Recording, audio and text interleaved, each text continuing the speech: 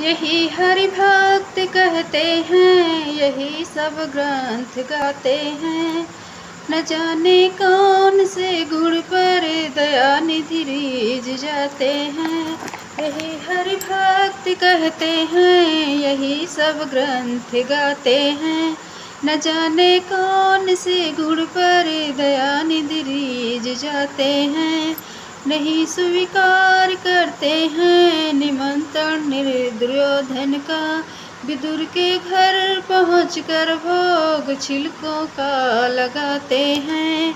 विदुर घर पर पहुंचकर भोग छिलकों का लगाते हैं। यही हरि भक्त कहते हैं, यही सब ग्रंथ गाते हैं। न जाने कौन से गुण पर दया निधि रीझ जाते हैं।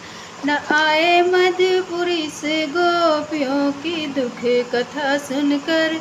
द्रौपदी की दशा पर द्वारिका से दौड़ आते हैं। द्रौपदी की दशा पर द्वारिका से दौड़ आते हैं। यही हरि भक्त कहते हैं, यही सब ग्रंथ गाते हैं।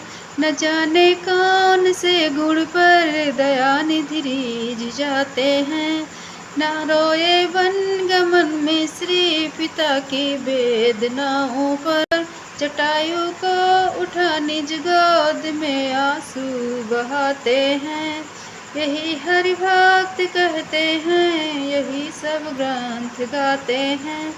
न जाने कौन से गुण पे दया निधि रीझ जाते हैं।